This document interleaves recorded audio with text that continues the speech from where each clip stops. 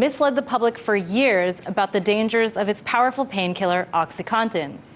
Massachusetts Attorney General Maura Healey has accused 8 members of the Sackler family of illegally pushing sales representatives and doctors to prescribe the highest doses of OxyContin while downplaying the dangers simply because it was profitable.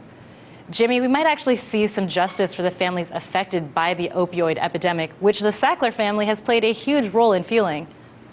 Yeah, I mean, I don't know what kind of justice we could actually get for them. And, you know, after looking into this, it is amazing. You know, they did this with Valium before, right? So they got people addicted to Valiums, and they knew they could make money off it, and they didn't care.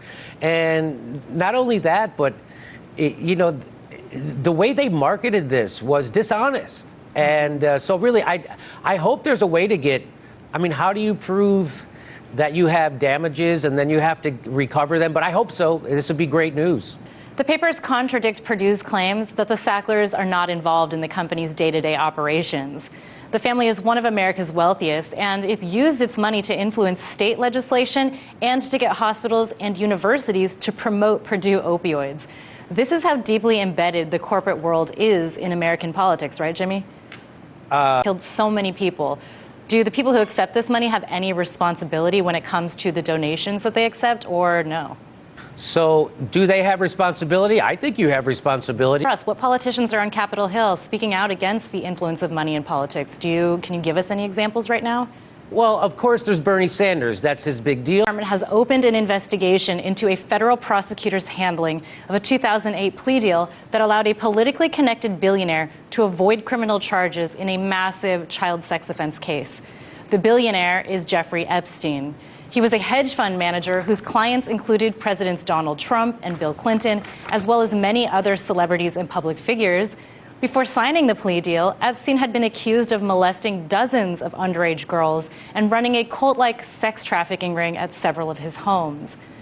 According to police interviews and a 53-page indictment, 103 underage girls.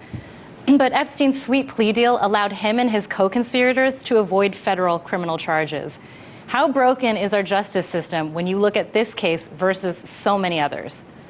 Well, it's amazing in the United States. Identity. Under the deal, Epstein pleaded guilty in state court to 2 felony prostitution charges for which he spent 13 months in county jail.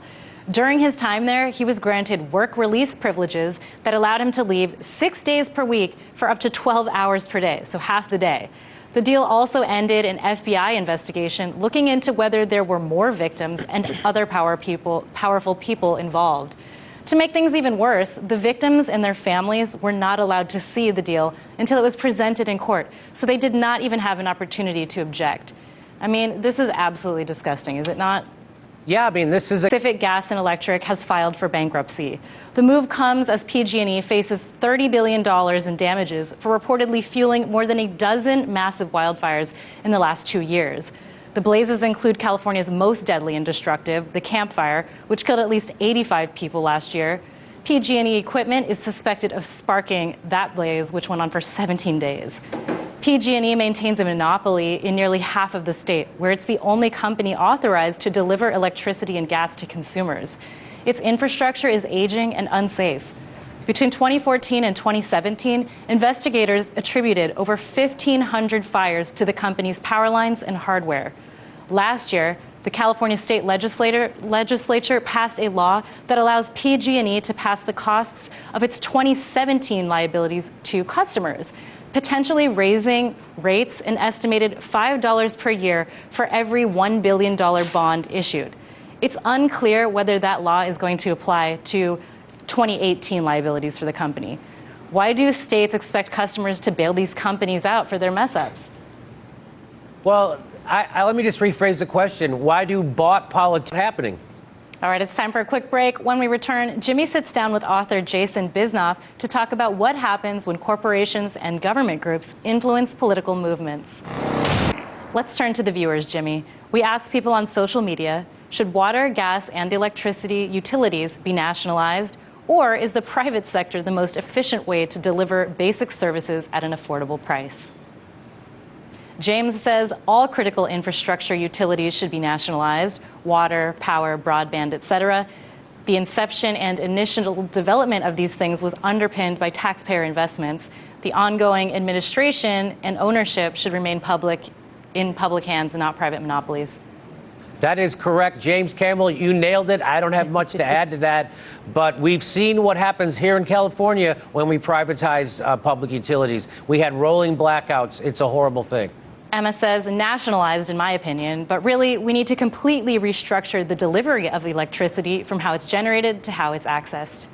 Yeah, I would like to restructure how it's generated to renewable sources, windmills, hydroelectric, stuff like that, solar. That would be fantastic. I'm on board.